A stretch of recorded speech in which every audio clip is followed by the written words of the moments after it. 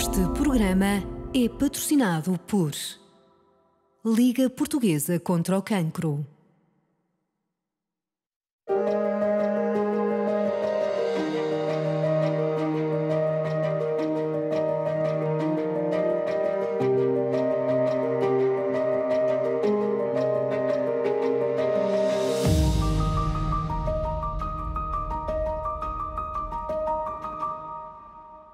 Olá, seja muito bem-vindo ao seu programa de Literacia em Saúde, As Segundas de Conversa.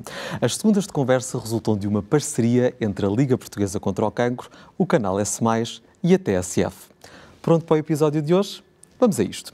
O tema que preparámos para si desafia tudo aquilo que fizemos até hoje. Decidimos pensar um bocadinho fora da caixa. Hoje vamos falar sobre os direitos dos doentes oncológicos. Será que estamos a falar do enquadramento e de uma conjuntura distintos?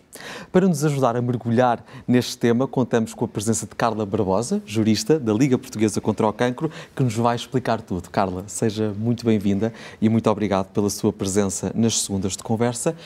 Vou começar por lhe perguntar se, quando falamos de um doente oncológico, estamos aqui a falar de um conjunto de direitos algo distinto quando comparamos com um doente dito normal ou até mesmo com um cidadão comum, por assim dizer. Muito bem. Antes de mais, obrigada pela oportunidade de estar aqui e por, de facto, falarmos sobre este tema que tanta importância tem para os doentes oncológicos. E que é tão desconhecido, não é? Muitas vezes. E que é tão desconhecido porque, por norma, os doentes oncológicos estão preocupados com outros aspectos, nomeadamente o combater a doença oncológica, claro. Esquecendo que, de facto, há estas questões paralelas, mas que tanta importância têm na sua vida diária, na sua vida prática.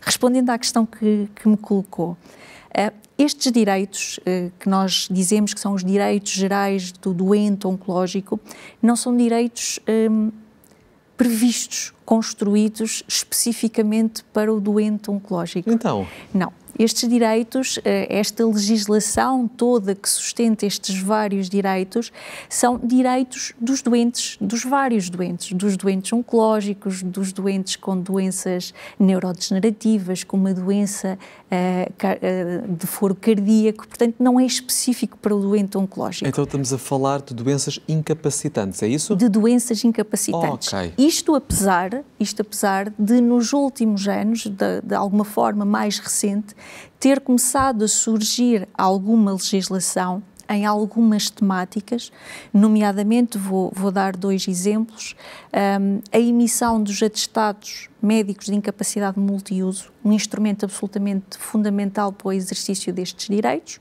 é um exemplo. A lei conhecida como a lei do esquecimento, que tem a ver com a possibilidade de se esquecer de determinada informação de saúde no momento da contratação dos créditos de habitação e de seguros, que refere que são feitas especificamente para a doença oncológica. Mas se nos for possível falar em percentagens, vamos então dizer algo do género: 90% desta legislação é uma legislação para as várias doenças incapacitantes, como também disse, 10% é específica para o doente oncológico.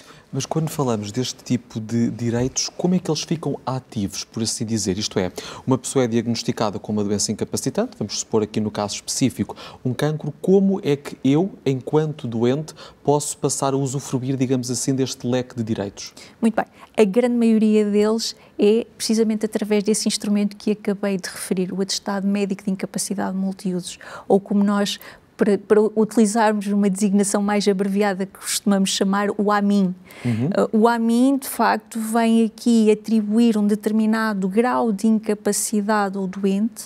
O doente junta toda a sua informação médica, os relatórios médicos, e através desses relatórios médicos vai ser avaliado, vai-lhe ser atribuído um grau de incapacidade e com esse grau de incapacidade e com esse atestado médico de incapacidade multiusos, tem depois acesso a estes benefícios, a estes direitos.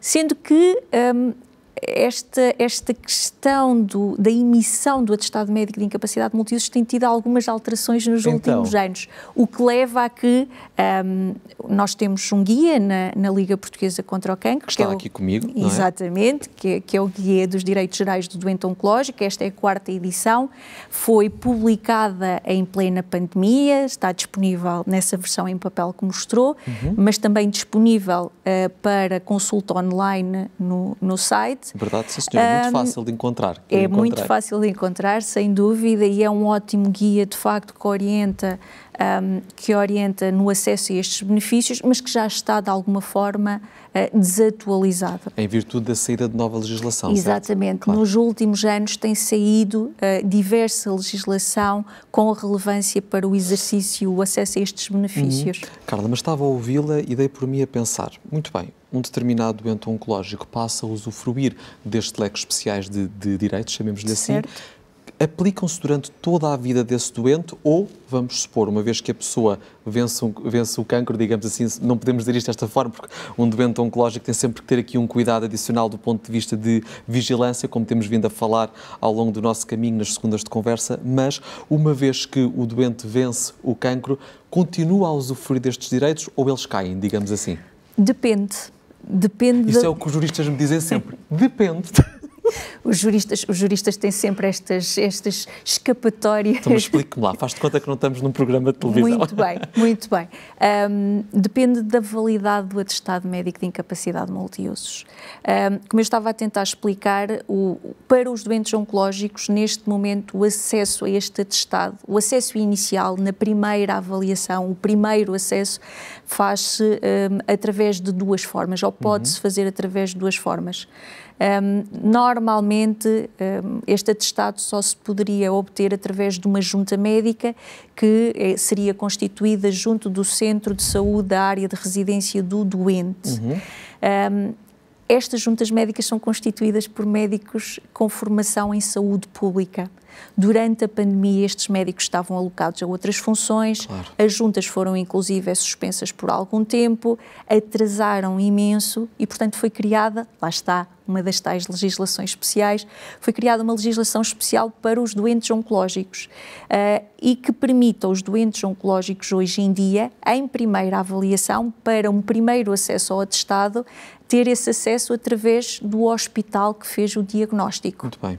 O que é que a lei determina nesta situação? Que este doente que tem acesso ao atestado por esta forma, através deste regime, tem um grau de incapacidade ficcionado de 60% sempre. Os 60% é a base para ter acesso a estes direitos que estão previstos neste guia. É, portanto, o limite inferior, é isso? É o limite inferior, precisamente.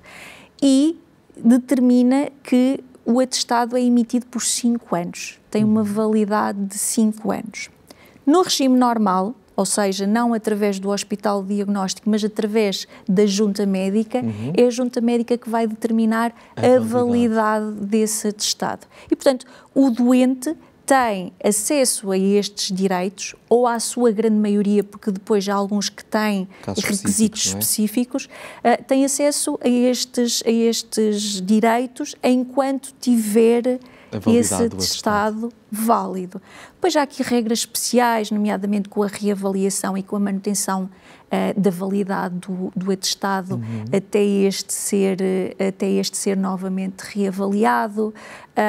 Há outras situações que permitem que, mesmo com a reavaliação, haja uma descida do grau de incapacidade abaixo dos 60%. E perde os direitos. Pode não perder. Como assim? Pode não perder. Vou-lhe dar um exemplo que é uma situação que nos ocorre muito hoje em dia e vai perceber porque é fruto da atual conjuntura económica. Acesso a crédito bonificado. E que está aqui, inclusivamente, é um dos eixos deste livro, exatamente. Crédito à habitação, certo? Precisamente. Os doentes oncológicos que sejam portadores de um atestado médico de incapacidade multiusos com grau de incapacidade de 60% têm acesso a um regime específico, que é um regime de crédito bonificado, em que a taxa de juros é calculada de uma forma diferente e mais vantajosa para o doente. Muito bem. Para ter acesso a esse crédito tem que ter o AMIN com os 60%. Agora vamos exemplificar. Imagina um doente que teve este atestado em 2020. Em 2021, pede o acesso ao crédito bonificado. É-lhe concedido. O atestado médico determina que em 2025 este doente tem que ser reavaliado. Ele é reavaliado em 2025, há uma progressão, uma evolução favorável da doença.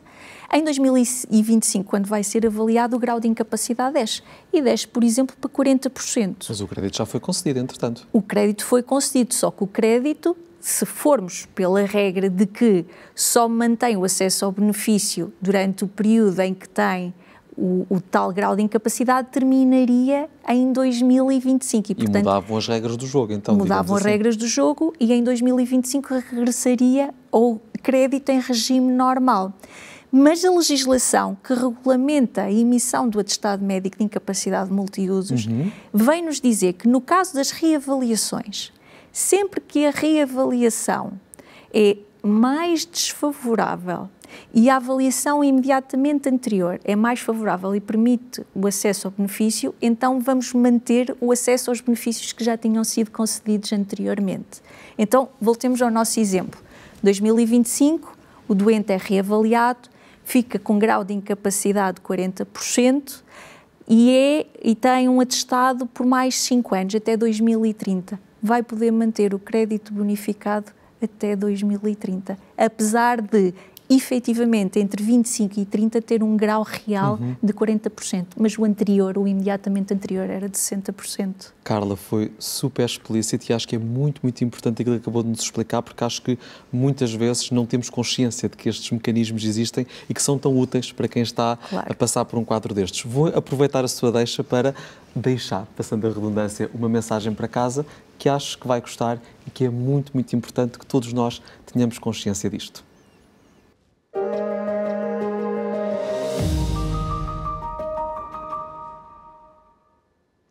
A Liga Portuguesa contra o Cancro deu mais um passo no que diz respeito à proximidade com o doente oncológico e com as pessoas que com ele contactam.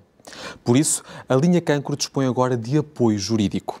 Independentemente de ser ou não doente oncológico, em caso de dúvida nesta matéria, não hesite em contactar. Existe uma equipa de juristas pronta para o ajudar a esclarecer todas as questões que possa ter. Ligue 808 255 255 e saiba que esta linha está disponível todos os dias úteis, das 9 às 18.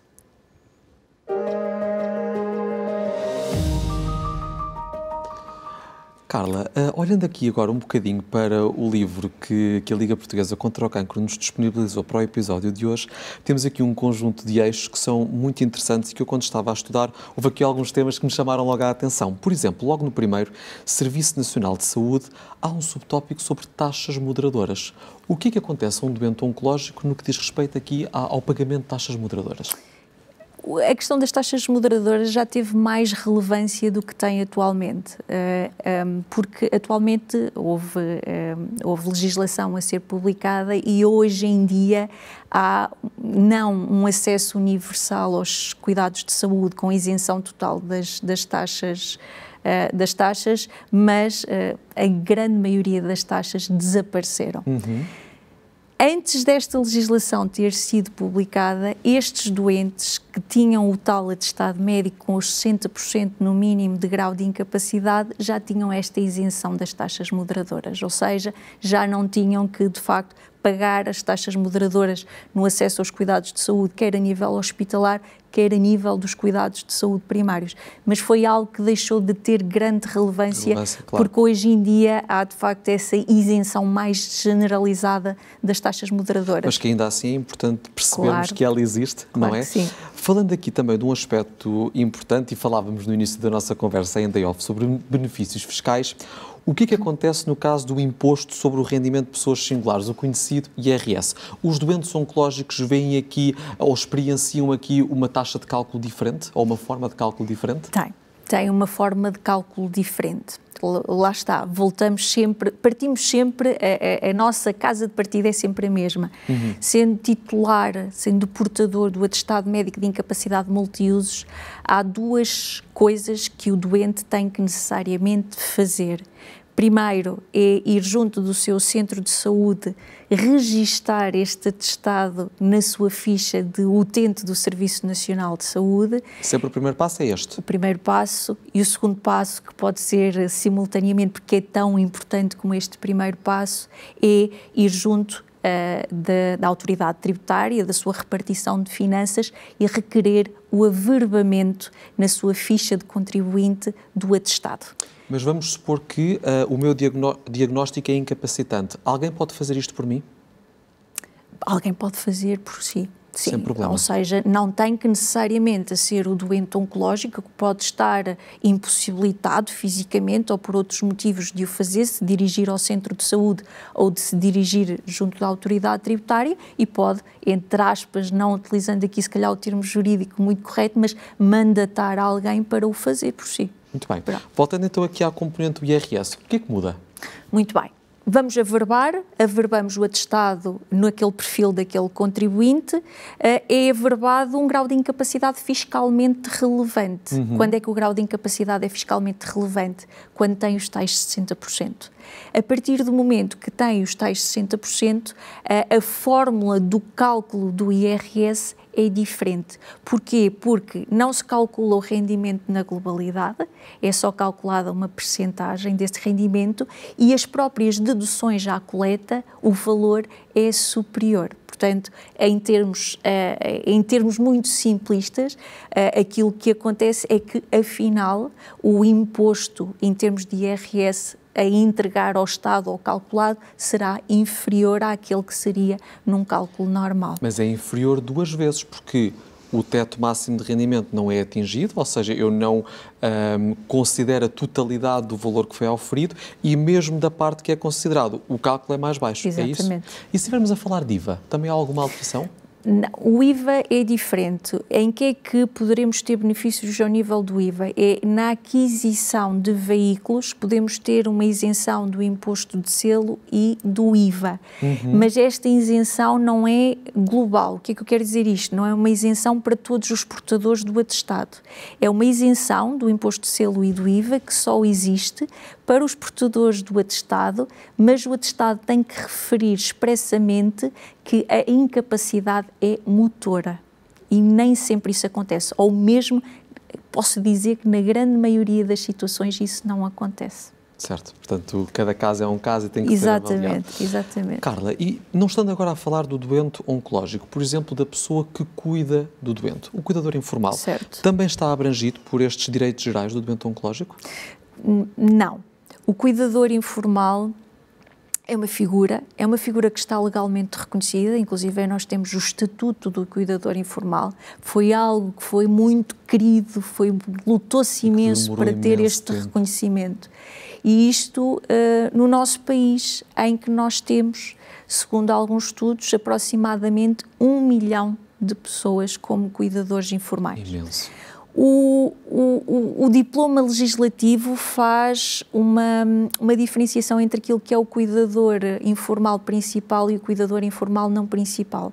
O cuidador informal principal é aquela pessoa que só faz aquilo, só cuida daquela pessoa. É como não se fosse faz... a profissão dele. Exato, assim. é a profissão daquela pessoa. Nessas situações, esta legislação que foi publicada, de facto, comporta ali uma série de direitos que tenta proteger este cuidador informal, porque aqui temos que ter uma dupla preocupação.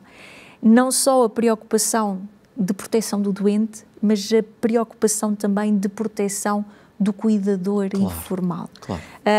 E o que se tenta criar na lei é a possibilidade deste cuidador informal ter um ponto de contacto no Serviço Nacional de Saúde, ou seja, ser designado um profissional de saúde que seja o seu ponto de contacto, o seu ponto de ajuda, possibilitar-lhe gozar férias, ou seja, poder descansar durante uma semana, 2 semanas, e durante esse período a pessoa cuidada é institucionalizada, e uma vez que aquela pessoa tem aquela profissão, como também disse, receber uma pequena retribuição, ou seja, ter algum rendimento que é atribuído pela Segurança Social por esse serviço que está a prestar. Claro. O regime do cuidador informal é um regime relativamente recente. começou com projetos piloto. Teve o azar, tal como todos nós, de apanhar uma pandemia pelo meio. É verdade, mas atrasou muito. O que fez com que atrasasse imenso e está de alguma forma atrasado. Ainda há muito poucos cuidadores informais, porque há um processo de reconhecimento pela Segurança Social. E não é um processo fácil, claro, é um processo burocrático. E, portanto, está de alguma forma atrasado, ainda há poucas pessoas com esse reconhecimento, com o subsídio atribuído. Nós até temos uma boa lei, agora tem de facto, exatamente, tem que se operacionalizar, claro, e de alguma forma agilizar esta aplicação do cuidador informal. Carla, quando falamos deste tipo de direitos que temos estado a abordar, eles aplicam-se de forma igual em todo o território nacional? Pergunto-lhe isto porquê? Porque quer-me parecer que as regiões autónomas podem ter aqui um enquadramento diferente. Estou certo ou não? Está certo. Há temáticas em que, fruto do facto dos governos regionais terem competências legislativas próprias, eles têm legislação própria em determinadas temáticas. Acabámos de falar de um desses exemplos. Por exemplo, a região autónoma da Madeira tem um diploma próprio sobre o cuidador informal. Não é o diploma que nós aplicamos no continente. E por causa disso também, nesta 4ª edição de que aqui falamos, a Liga Portuguesa contra o Cancro sentiu a necessidade de incorporar precisamente um capítulo para a legislação própria dos Açores e para a legislação própria da Madeira. Muito bem. Há também um aspecto importante e que me chamou a atenção, que tem que ver com os tempos máximos de resposta garantidos no SNS. Sim. Quer isto dizer, Carla, que quando alguém, enfim, entra nesta jornada do doente oncológico, o Serviço Nacional de Saúde é obrigado a respeitar timings concretos para dar uma resposta? É obrigado a respeitar timings concretos para dar uma resposta. Hesitam muito ao responder, mas explique-me lá. A legislação, de facto, prevê estes tempos de resposta máxima garantida, e que foram cientificamente estudados, claro, ou seja, pressupõe-se que uma pessoa que tenha um diagnóstico de uma determinada doença oncológica deve, durante aquele prazo, ou ser operado, ou ter uma primeira consulta em termos de serviços hospitalares, da transição dos cuidados de saúde primários pós-hospitalares. Agora, o problema é, de facto, cumprir com estes prazos e que muitas vezes sofrem grandes derrapagens, com prejuízo, obviamente, para uma melhor prestação de cuidados de saúde ao doente oncológico. Mas isso acontece por falta de recursos? Eu julgo que sim. Eu julgo que poderá haver diversos fatores que contribuem para essas derrapagens nos tempos. A falta de recursos, sem dúvida alguma, que é um deles. Muitas vezes, talvez, a falta de articulação entre os tais cuidados de saúde primários e os cuidados hospitalares, que é algo que eu julgo que agora e tentarão combater com esta reorganização administrativa que foi feita e com a criação das unidades locais de saúde, mas de facto há aqui vários problemas que contribuem para que estes prazos não sejam efetivamente muitas vezes cumpridos. Carla, tenho aqui uma última pergunta e que resulta, confesso-lhe, de uma incapacidade minha de interpretar aquilo que li, porque percebi a determinado momento que existem enquadramentos em que, por exemplo, quando uma pessoa contraiu um crédito à habitação previamente e depois foi diagnosticado com cancro, há aqui uma possibilidade do crédito ficar totalmente pago. Isto tem que ver com seguros envolvidos? Como é que isto funciona? Porque, de facto, não ficou claro no meu raciocínio como é que este processo se processava, passando a redundância. Muito bem. Tem a ver precisamente com o seguro-vida. Por norma, qualquer um de nós que vá contrair um crédito à habitação é obrigado a contratar um seguro-vida também. Certo. Esta regra pode ter exceções, por exemplo, para os doentes oncológicos que sejam portadores do atestado médico de incapacidade multiusos. Podem contrair o crédito à habitação e a lei dispensa-os de contrair o seguro-vida. Okay, é uma exceção. Mas se no momento que foram contrair o crédito à habitação, efetivamente não houver o diagnóstico, tem que contrair esse seguro-vida. Claro que há depois o diagnóstico do cancro, já no decurso desse crédito à habitação, e coloca-se a hipótese de se poder acionar o seguro-vida ou não. Se todos os pressupostos, todos os requisitos do seguro estiverem preenchidos, então o seguro irá liquidar esse crédito à habitação junto do banco. Agora, tenho que fazer aqui a ressalva de facto, é preciso que todos os requisitos do seguro estejam preenchidos, que por norma passam por ter um determinado grau de incapacidade, e isto vai mudando de seguro para seguro, uns exigem 66,6%, outros 70%, depende. Caso para caso, depois tem outros requisitos que são todos cumulativos, nomeadamente da pessoa não ter mais capacidade para o exercício de uma atividade profissional, o que por norma pressupõe uma aposentação por invalidez. Claro. Portanto, preenchendo esses requisitos, sim, há essa possibilidade. Muito bem, Carla, adorei a nossa conversa. Muito obrigado pela sua presença nas segundas de conversa. Obrigada eu. Tenho a certeza que foi super claro para os nossos espectadores e ouvintes, já que contactámos aqui com uma nova dimensão de direitos específicos do doente oncológico e que, estou certo, muitas pessoas deviam desconhecer, mas que são, acima de tudo, muito importantes e pertinentes. Quanto a si, que nos tem acompanhado ao longo desta jornada, deixe-me recordá-lo que todas as questões e sugestões que nos queira fazer chegar podem ser enviadas para o e-mail 2deconversa@ligacontracancro.pt. Por agora, agradeço-lhe por ter estado desse lado a investir em si. Fique bem.